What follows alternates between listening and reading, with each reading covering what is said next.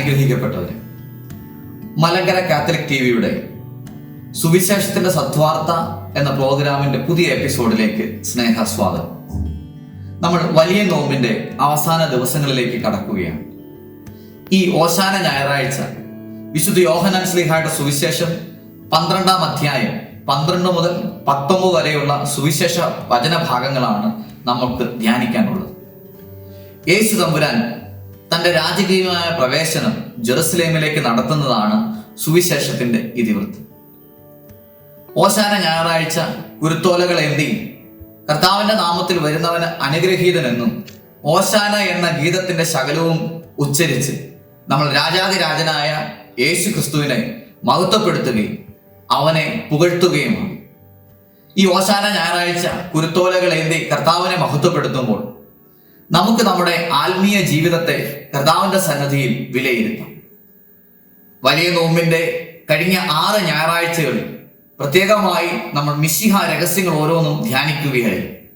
ക്രിസ്തു മണവാളനാണെന്നും അവൻ കർത്താവാണെന്നും മനുഷ്യപുത്രന് പാപങ്ങൾ ക്ഷമിക്കാൻ അധികാരമുള്ള മനുഷ്യപുത്രൻ, ദാനിയേലിന്റെ പുസ്തകത്തിന്റെ ദർശന പ്രകാരമുള്ള മനുഷ്യപുത്രനാണെന്നും വിശാലമായ ലോകത്തിന്റെ അധിപനായ ദാവീദിന്റെ പുത്രനാണ് മിശിഹ എന്നും നമ്മൾ ധ്യാനിച്ചു.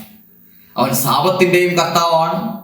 പിന്നീട് യേശു ക്രിസ്തുവാണെന്നും അഭിഷിക്തനാണെന്നും ദൈവത്താൽ അയക്കപ്പെട്ടവനാണെന്നും നമ്മൾ കഴിഞ്ഞ ഞായറാഴ്ചകളൊക്കെ ധ്യാനിക്കുകയാണ്.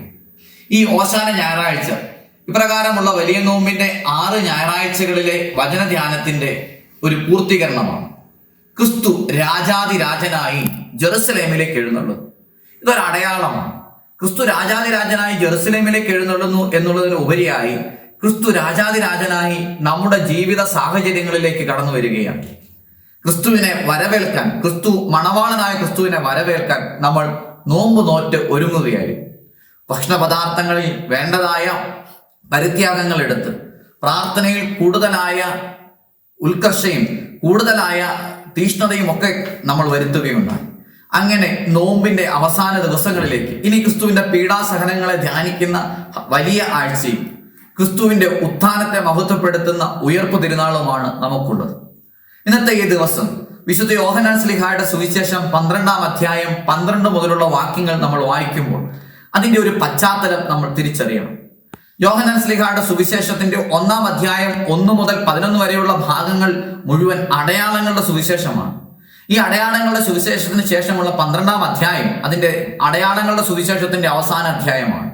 ഈ 12-ാം അധ്യായത്തിൽ യേശു ജെറുസലേമിലേക്ക് ഒരു കഴുതയുടെ പുറത്ത്, ഒരു കഴുതക്കുട്ടിയുടെ പുറത്ത് എഴുന്നള്ളുമ്പോൾ അത് സക്കറിയ പ്രവാചകന്റെ പുസ്തകം 9-ാം അധ്യായം 9-ാം വാക്യത്തിൽ ഈ ജെറുസലേമിന്റെ രാജാവിനെ കുറിച്ച് പറയുന്ന വാക്യങ്ങളുടെ പ്രവചന പൂർത്തീകരണമാണ്. ഇപ്രകാരം പ്രവചനത്തിന്റെ പൂർത്തീകരണമായി ക്രിസ്തു കഴുതയുടെയും കഴുതക്കുട്ടിയുടെയും പുറത്ത് കയറി ജെറുസലേമിലേക്ക് എഴുന്നള്ളി വരുമ്പോൾ ഒലിവിൻ കൊമ്പുകളേന്തി ബാലകരും അവിടെ ഉണ്ടായിരുന്ന ജനസമൂഹവും ക്രിസ്തുവിന് ഓശാന പാടി വരവേൽക്കുകയാണ്. ഈ ഒലിവിൻ കൊമ്പുകളേന്തി ക്രിസ്തുവിനെ വരവേൽക്കുന്നതിന് ഒരു പശ്ചാത്തലമുണ്ട്.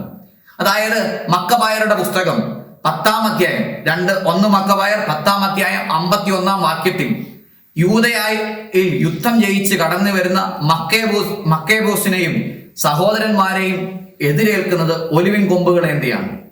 അതുപോലെ തന്നെ മക്കബായരുടെ 2-ാം പുസ്തകത്തിൽ ജെറുസലേം ദേവാലയത്തിന്റെ പുനഃപ്രതിഷ്ഠ നടത്തുമ്പോഴും ഇപ്രകാരം ഒലിവിൻ കൊമ്പുകളേന്തി ഓശാന പാടുന്നുണ്ട്. 2-ാം നൂറ്റാണ്ടിൽ ആരംഭിച്ച ഈ ഒരു സാഹചര്യം റോമാ ചക്രവർത്തിമാർക്കെതിരെ, റോമാ ചക്രവർത്തിയിൽ നിന്ന്, റോമാ സാമ്രാജ്യത്തിൽ നിന്ന് യൂദയ വിടുതൽ പ്രാപിച്ചപ്പോൾ ഒലിവിൻ ചില്ല അതിന്റെ സ്വാതന്ത്ര്യത്തിന്റെ അടയാളമായി മാറുകയാണ്. ഈ സ്വാതന്ത്ര്യത്തിന്റെ അടയാളമാണ് ജെറുസലേമിലെ കോയിനുകളിൽ ഒലിവിൻ ചില്ലയുടെ ചിഹ്നം രേഖപ്പെടുത്തപ്പെട്ടത്. ഇതിന്റെ ഒരു അടയാളമാണ് ക്രിസ്തുവിന്റെ കാലത്ത് ഒലിവിൻ ചില്ലകളേന്തി അവർ ക്രിസ്തുവിനെ വരവേറ്റത്. അതിനൊരു കാരണമുണ്ട്. റോമൻ ആധിപത്യത്തിൽ നിന്ന് തങ്ങളെ മോചിപ്പിക്കുന്ന, രാഷ്ട്രീയമായി മോചിപ്പിക്കുന്ന വിമോചകനാണ് ക്രിസ്തു എന്ന് ആ കാലത്തെ ജനങ്ങൾ വിശ്വസിച്ചിരുന്നു, അവർ ആഗ്രഹിച്ചിരുന്നു. റോമൻ സാമ്രാജ്യത്തിന്റെ രാഷ്ട്രീയ ആധിപത്യത്തിൽ നിന്ന് തങ്ങളെ മോചിപ്പിക്കാനുള്ള രാജാവ് ക്രിസ്തുവാണ് എന്നും ക്രിസ്തുവിന്റെ വരവേൽപ്പിൽ ഇപ്രകാരം പറയുന്നുണ്ട്.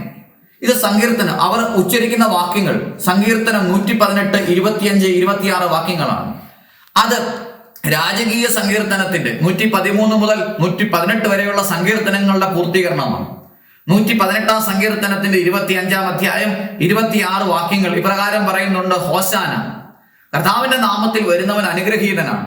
അതിനോടൊപ്പം ചേർത്ത് അവർ ഒരു വാക്കുകൂടെ കൂട്ടിച്ചേർത്ത് പറയുകയാണ്: ഇസ്രായേലിന്റെ രാജാവായവൻ. ഇസ്രായേലിന്റെ രാജാവായവൻ എന്ന വാക്യം എടുത്തിരിക്കുന്നത് 110 സങ്കീർത്തനത്തിൽ നിന്നാണ്. 110 സങ്കീർത്തനത്തിൽ മൽക്കിസദേക്കിന്റെ ക്രമപ്രകാരമുള്ള പുരോഹിതനെന്നും രാജാവെന്നും ക്രിസ്തുവിനെ, വരാനുള്ള മിശിഹായെ വാഴ്ത്തുകയാണ്. ഈ രണ്ട് സങ്കീർത്തനങ്ങളുടെ ഒരു കോമ്പിനേഷനാണ് ഹോശാന, കർത്താവിന്റെ നാമത്തിൽ വരുന്നവൻ അനുഗ്രഹീതൻ, ഇസ്രായേലിന്റെ രാജാവായവൻ വാഴ്ത്തപ്പെട്ടവനാകട്ടെ എന്ന ജനങ്ങളുടെ പ്രാർത്ഥന. ഈ ഒരു പശ്ചാത്തലം മനസ്സിൽ കണ്ടുകൊണ്ട് വേണം ഹോശാന ആഴ്ചയിലെ ശുശ്രൂഷകളിലും വചനത്തിന്റെ ധ്യാനത്തിലുമൊക്കെ നമ്മൾ പങ്കെടുക്കേണ്ടത്. ഇനി ഈ ഹോശാന ഞായറാഴ്ച, ഹോശാന ദിവസം കർത്താവ് രാജാവായി നമ്മുടെ ജീവിതത്തിലേക്ക്, ജെറുസലേം നഗരത്തിലേക്ക് എഴുന്നള്ളി വരുമ്പോൾ ആ ക്രിസ്തുവിനെ വരവേറ്റ ജനസമൂഹത്തിന്റെ പ്രത്യേകതകൾ നമ്മൾ മനസ്സിലാക്കണം. ക്രിസ്തുവിനെ വരവേറ്റ ജനസമൂഹങ്ങൾ പല വിധത്തിലുള്ളവരാണ്. ക്രിസ്തുവിന്റെ അത്ഭുതങ്ങൾ കണ്ടവർ, ഏറ്റവും അവസാനമായി ലാസറിനെ ഉയർപ്പിച്ചപ്പോൾ അവിടെ ഉണ്ടായിരുന്ന ജനസമൂഹം. ഇപ്രകാരം മരിച്ചവനെ ഉയർപ്പിക്കാൻ പോലും കഴിവുള്ള ഒരുവൻ തങ്ങളെ റോമൻ ആധിപത്യത്തിൽ നിന്ന്, വിജാതീയ ആധിപത്യത്തിൽ നിന്ന് മോചിപ്പിക്കാനുള്ളവനാണ് എന്ന് തിരിച്ചറിയുകയും ആ തിരിച്ചറിവിൽ ഹോശാന വിളികളും ഒലിവിൻ കൊമ്പുകൾ കയ്യിലേന്തിക്കൊണ്ട് അവനെ വരവേൽക്കുകയും ചെയ്യുകയാണ്. വസ്ത്രങ്ങൾ വഴിയിൽ വിരിക്കുന്നു. അവർ ക്രിസ്തുവിന്റെ മുമ്പിലും പിമ്പിലുമായി നടന്ന് ഹോശാന, കർത്താവിന്റെ നാമത്തിൽ വരുന്നവനെന്ന സങ്കീർത്തന വാക്യങ്ങൾ ഉച്ചരിക്കുന്നു. എന്നാൽ ഈ ഹോശാന വിളികൾക്ക്, ഈ ജനങ്ങളുടെ ഹോശാന ആർപ്പുവിളികൾക്ക് അധികം നീളമില്ല. അടുത്ത വെള്ളിയാഴ്ച, ദുഃഖ വെള്ളിയാഴ്ച അവനെ ക്രൂശിക്കുക എന്ന് വിളിച്ചു പറയുന്ന അതേ ജനസമൂഹം തന്നെയാണ് ഇന്ന് ഈ ഓശാന തിരുനാളിൽ, കർത്താവിന്റെ രാജകീയ പ്രവേശന നാളിൽ ഓശാന, കർത്താവിന്റെ നാമത്തിൽ വരുന്നവനെന്ന് ഉച്ചരിച്ചത്. അതിന് കാരണം അവർക്ക് ക്രിസ്തുവിനെ കുറിച്ചുള്ള അറിവിലുള്ള പരിമിതിയാണ്.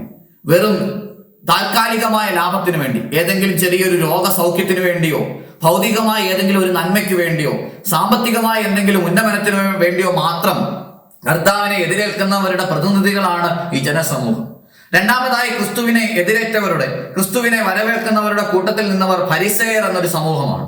അവർക്ക് ക്രിസ്തുവിനോടൊപ്പം ജനങ്ങൾ പോകുന്നതിലുള്ള അസൂയയാണ്. അവർ പറയുന്ന വാക്കുകൾ ഇപ്രകാരമാണ്: നോക്കൂ, എല്ലാവരും കർത്താവിന്റെ പിന്നാലെ പോയി കഴിഞ്ഞു, എല്ലാവരും അവന്റെ പിന്നാലെ പോയി കഴിഞ്ഞു, നമുക്കൊന്നും ചെയ്യാൻ സാധിക്കുന്നില്ല. യോഹന്നാൻ ശ്ലീഹായുടെ സുവിശേഷം 11 അധ്യായത്തിൽ ക്രിസ്തുവിനെ കൊല്ലാൻ ആഗ്രഹിക്കുന്നവരുടെ പ്രതിനിധികളാണ് ഈ ഫരിസേയരുടെ സമൂഹം. ഇവർ ക്രിസ്തുവിനെ കൊല്ലാനായിട്ട് ആഗ്രഹിക്കുകയും ക്രിസ്തുവിനെ കൊല്ലാൻ വേണ്ടിയുള്ള കോപ്പ് കൂട്ടുകയും ചെയ്യുകയാണ്. അതിനുവേണ്ടിയുള്ള തന്ത്രങ്ങൾ മെനയുന്നവരാണ്. മൂന്നാമത്തെ സമൂഹം ശിഷ്യന്മാരുടെ സമൂഹമാണ്. ഈ ശിഷ്യന്മാരുടെ സമൂഹവും ജനങ്ങളോടൊപ്പം ചേർന്ന് ഹോശാന വിളികൾ പാടുന്നുണ്ട്. അവർ കർത്താവിന്റെ മുമ്പിൽ വസ്ത്രങ്ങൾ വിരിക്കുന്നുണ്ട്. എന്നാൽ അവരെ പറ്റി പറയുക, ഈ ഓശാനയുടെയോ ക്രിസ്തു പറയുന്നതായ കാര്യങ്ങളുടെയോ അർത്ഥം ഒന്നും ഗ്രഹിക്കാത്ത ഒരു ജനസമൂഹത്തിന്റെ പ്രതിനിധികളാണ് ശിഷ്യന്മാർ. 12 അധ്യായത്തിൽ തന്നെ ഇപ്രകാരം നമ്മൾ വായിക്കുന്നുണ്ട്: ഇതിന്റെ അർത്ഥം എന്തെന്ന് അവർക്ക് മനസ്സിലായില്ല. യേശു ഉയർപ്പിക്കപ്പെടുന്നത് വരെയും ഇതിന്റെ അർത്ഥം എന്തെന്ന് മനസ്സിലാകാത്ത ശിഷ്യന്മാരാണ് ഈ ഓശാന വിളികൾ. എന്നാൽ ക്രിസ്തുവിനെ എതിരേറ്റ ബാലന്മാരുണ്ട്. എന്നാൽ ഇതിൽ യേശു ക്രിസ്തുവിന്റെ മനോഭാവം ഇതുവരെ ഉണ്ടായിരുന്ന സുവിശേഷത്തിന്റെ മനോഭാവത്തിൽ നിന്ന് വ്യത്യസ്തമാണ്. പ്രത്യേകിച്ച് മർക്കോസിന്റെ സുവിശേഷത്തിലൊക്കെയും യേശു ഓരോ അത്ഭുതം ചെയ്യുമ്പോൾ, 1-ാം അധ്യായത്തിൽ പിശാച് ബാധിതരെ സുഖപ്പെടുത്തുമ്പോൾ, ആ പിശാച് ബാധിച്ചവർ ക്രിസ്തു താനാണ് എന്ന് ഉദ്ഘോഷിക്കുമ്പോൾ അവരോട് പറയുന്നുണ്ട്, നിങ്ങൾ എന്നെ പറ്റി പറയരുതെന്ന്. അതുപോലെ തന്നെ യേശു സുഖപ്പെടുത്തുന്ന ഓരോരുത്തരോടും പറയുന്നുണ്ട്, നിങ്ങൾ എന്നെ പറ്റി പുറത്താരോടും പറയരുത്. താബോർ മലമുകളിൽ നിന്ന് അവൻ രൂപാന്തരപ്പെട്ട് ഇറങ്ങി വരുമ്പോൾ ക്രിസ്തു പറയുന്നുണ്ട്, തന്നെപ്പറ്റി, തന്റെ മിശിഹാ രഹസ്യത്തെ കുറിച്ച് ആരോടും വെളിപ്പെടുത്തരുതെന്ന്. എന്നാൽ ഇവിടെ ക്രിസ്തുവിന്റെ മനോഭാവം തികച്ചും വ്യത്യസ്തമായ ഒരു മനോഭാവമാണ് നമ്മൾ കാണുക. തന്റെ മിശിഹാ രഹസ്യത്തെ കുറിച്ച് വെളിപ്പെടുത്തപ്പെടാൻ പറയുകയാണ്. ബാലകന്മാരോട്, അവിടെ കൂടിയിരുന്ന ജനസമൂഹം ആർപ്പ് വിളിക്കുമ്പോൾ, ഓശാന വിളികൾ പാടുമ്പോൾ അവരോട് നിശബ്ദരായിരിക്കാൻ പറയുന്ന ഫരിസേയരോടും മറ്റു ജനപ്രമാണികളോടും യേശു പറയുകയാണ്, ഇവർ ആർത്തു വിളിച്ചില്ല എങ്കിൽ ഈ കല്ലുകൾ എനിക്ക് വേണ്ടി ആർത്തു വിളിക്കുമെന്ന്. തന്റെ മിശിഹാ രഹസ്യത്തിൽ ഇപ്രകാരം പരസ്യമായി പ്രഖ്യാപിക്കുക ക്രിസ്തുവിനെ മനസ്സിലായി. അത് തന്റെ ജീവിതത്തിന്റെ പൂർത്തീകരണത്തിലേക്ക്, തന്നെ ഏൽപ്പിച്ച ദൗത്യത്തിന്റെ പൂർത്തീകരണത്തിലേക്ക് താൻ നടന്നെടുക്കുകയാണെന്ന് തിരിച്ചറിയുകയാണ്. പ്രിയമുള്ളവരെ, ഇന്നത്തെ ഈ ഓശാന തിരുനാളിൽ ഈ പഴയ നിയമ സാഹചര്യങ്ങളൊക്കെയും നമ്മൾ മനസ്സിലാക്കേണ്ടതുണ്ട്. ദാവീദിന്റെ പുത്രനായി കടന്നു വരുന്ന മിശിഹ, സക്രിയ പ്രവാചകന്റെ പുസ്തകത്തിൽ പറഞ്ഞിരിക്കുന്ന പ്രകാരം പ്രവചനങ്ങളുടെ പൂർത്തീകരണമായി കടന്നു വരുന്ന മെസ്സിഹ. സങ്കീർത്തനം 118 110 ഒക്കെ ചേർത്തുകൊണ്ട് ഹോശാന വിളികൾ ഉയർത്തിക്കൊണ്ട് ജനം ആർപ്പ് വിളിച്ച് അവനെ സ്വീകരിക്കുന്ന മെസ്സിഹ നമ്മുടെ ജീവിതത്തിലേക്ക് രാജാതിരാജനായി കടന്നു വരികയാണ്. ഇപ്രകാരം ഈ നോമ്പിന്റെ അവസാന ദിവസങ്ങളിൽ ഈ ഹോശാന ഞായറാഴ്ച നമ്മൾ കുരുത്തോലകൾ കയ്യിലേന്തി കർത്താവിന് ഹോശാന പാടുമ്പോൾ ക്രിസ്തു നമ്മുടെ ജീവിതത്തിൽ ആരാണ് എന്ന് നമുക്ക് തിരിച്ചറിയണം. ക്രിസ്തു നമ്മുടെ ജീവിതത്തിൽ അവൻ നമ്മുടെ മണവാളനാകും. നമ്മുടെ ആത്മാവാകുന്ന മണവാട്ടിക്ക് ക്രിസ്തു മണവാളനാകും. അപ്രകാരം ക്രിസ്തു മണവാളനായി നമ്മുടെ ജീവിതത്തിൽ എഴുന്നള്ളി വരുമ്പോഴാണ് അവൻ ഒരുക്കുന്ന സ്വർഗീയ വിരുന്നിൽ, അവൻ ഒരുക്കുന്ന പെസഹ വിരുന്നിൽ, ഉയർപ്പിന്റെ സന്തോഷത്തിൽ നമുക്ക് പങ്കുപറ്റാൻ സാധിക്കും. ഇപ്രകാരം ഉയർപ്പിന്റെ സന്തോഷത്തിൽ കർത്താവ് ഒരുക്കുന്ന, ക്രിസ്തുവാകുന്ന മണവാളൻ ഒരുക്കുന്ന വിരുന്നിൽ സന്തോഷിക്കണമെങ്കിൽ അവൻ നമ്മുടെ കർത്താവാകണം. അവൻ നമുക്ക് ദാവീദിന്റെ പുത്രനാവണം. അവൻ നമുക്ക് മനുഷ്യപുത്രനാവണം. അവൻ സാപത്തിന്റെയും കർത്താവാകണം. അവൻ നമ്മുടെ ക്രിസ്തുവാകണം. നമുക്ക് വേണ്ടി അഭിഷിക്തനായ ക്രിസ്തുവാണ് ഈ പ്രകാരം രാജാവായി നമ്മുടെ ജീവിതത്തിലേക്ക് എഴുന്നള്ളുന്നത് എന്ന് നമുക്ക് തിരിച്ചറിയാം. നമ്മുടെ കയ്യിലേന്തുന്ന കുരുത്തോലകൾ യോഹന്നാൻ ശ്ലീഹായുടെ സുവിശേഷത്തിൽ ഇപ്രകാരം ഈ ഫരിസേയർ അവന് മേൽ വിജയം വരിക്കുന്നതായി പറയുന്നുണ്ട്. ഇപ്രകാരം കുരുത്തോലകളേന്തി അവനെ എതിരേറ്റെങ്കിലും അടുത്ത പെസഹ ദിവസം അവൻ ക്രൂശിലേറ്റപ്പെടുകയാണ്. ക്രൂശിലേറ്റുമ്പോൾ ഫരിസേയരൊക്കെയും ചെയ്യുക ഫരിസേയരൊക്കെയും താൽക്കാലികമായ ഒരു വിജയം, ജനപ്രമാണികൾക്ക് താൽക്കാലികമായ ഒരു വിജയമാണ് ഉണ്ടാകുന്നത്. എന്നാൽ യോഹന്നാൻ ശ്ലീഹ തന്റെ വെളിപാട് പുസ്തകത്തിന്റെ 7ാം അധ്യായത്തിൽ കുരുത്തോലകളേന്തുന്ന ഒരു സമൂഹത്തെ പറ്റി പറയുന്നുണ്ട്. അതായത് ആത്യന്തികമായി വിജയം വരിക്കുന്ന കുഞ്ഞാടിന്റെ മുമ്പിൽ കുരുത്തോലകളേന്തി ശുഭ്രവസ്ത്രധാരികളായി കുരുത്തോലകളേന്തി കർത്താവിനെ മഹത്വപ്പെടുത്തുന്ന ഒരു ജനസമൂഹത്തെ കുറിച്ച്. ആ ജനസമൂഹം കുഞ്ഞാടിന്റെ രക്തത്താൽ വിശുദ്ധീകരിക്കപ്പെട്ടവരുടെ ജനസമൂഹമാണ്. അവർ പാടുന്ന ഓശാന വിളികൾ, അവർ പാടുന്ന സ്തുതിഗീതങ്ങൾ നിത്യതയിൽ പാടുന്ന സ്തുതിഗീതമാണ്. ഇപ്രകാരം നിത്യതയിൽ പാടുന്ന സ്തുതിഗീതമായി നമ്മുടെ ഓശാന വിളികൾ മാറണമെങ്കിൽ ക്രിസ്തു നമ്മുടെ ജീവിതത്തിൽ രാജാതിരാജനായി എഴുന്നള്ളി വരണം. പ്രകാരം രാജാതിരാജാവായി അവൻ എഴുന്നള്ളി വരുന്നത് കഴുതയുടെ പുറത്താണ് എന്നതും ശ്രദ്ധേയമാണ്. കഴുതയുടെ പുറത്ത് ഇപ്രകാരം രാജാതിരാജനായ ക്രിസ്തു എഴുന്നള്ളി വരുന്നത് എളിമയുടെ പ്രതീകമാണ്. രാജാക്കന്മാരൊക്കെയും എഴുന്നള്ളി വന്നുകൊണ്ടിരുന്നത് കുതിരപ്പുറത്തായിരുന്നു. വിജയശ്രീയിൽ ആളിതനായി ഇപ്രകാരം കുതിരപ്പുറത്ത് കടന്നു വരുന്നവരുടെ ഇടയിലേക്ക്, ഇപ്രകാരം കുതിരപ്പുറത്ത് കടന്നു വരാൻ രാജാവിനെ പ്രതീക്ഷിക്കുന്ന ജനത്തിന്റെ ഇടയിലേക്ക് എളിമയുടെ പ്രതീകമായ കഴുതയുടെ പുറത്ത് കയറി വരുന്ന ഒരു രാജാവാണ് ക്രിസ്തു. അവൻ എല്ലാവിധ മാനുഷിക സങ്കല്പങ്ങളെയും തകിടം മറിച്ചുകൊണ്ട്, എല്ലാവിധമായ മാനുഷികമായ ആലോചനകളെയും തകിടം മറിച്ചുകൊണ്ട് ദൈവിക പദ്ധതി ആവിഷ്കരിക്കുന്ന രാജാവ്. ഇപ്രകാരം ഈ രാജാവിനെ നമുക്ക് എതിരേൽക്കാൻ സാധിക്കണം. അതിന് ഈ ഓശാന തിരുനാൾ നമുക്ക് സാധ്യമാകട്ടെ. ഇത് പഴയ നിയമ കാലത്ത് തുടങ്ങിയതാണ്. ക്രിസ്തുവിന്റെ കാലത്ത് അതിന് രാഷ്ട്രീയമായ പ്രത്യേക സാഹചര്യങ്ങളുണ്ട്. ആ രാഷ്ട്രീയമായ പ്രത്യേക സാഹചര്യങ്ങളാണ് റോമ സാമ്രാജ്യം ഇപ്രകാരം രാജാവായി എഴുന്നള്ളി വന്ന ഒരുവന്. അതുകൊണ്ടാണ് പീലാത്തോസ് ചോദിക്കുന്നത്, നീ യഹൂദരുടെ രാജാവാണോ? യഹൂദരുടെ രാജാവാണോ എന്ന് ചോദിക്കാനുള്ള ഒരു കാരണവും ഇന്നത്തെ ഈ ദിവസം നമ്മൾ വായിച്ച ഈ വചനഭാഗത്തെ ക്രിസ്തുവിന്റെ രാജകീയ ജെറുസലേം പ്രവേശനമാണ്. 4 സുവിശേഷങ്ങളിലും ഒരുപോലെ പ്രതിപാദിക്കുന്ന ഈ വചനഭാഗം നമ്മയും ധ്യാനിപ്പിക്കാൻ പ്രേരിപ്പിക്കട്ടെ.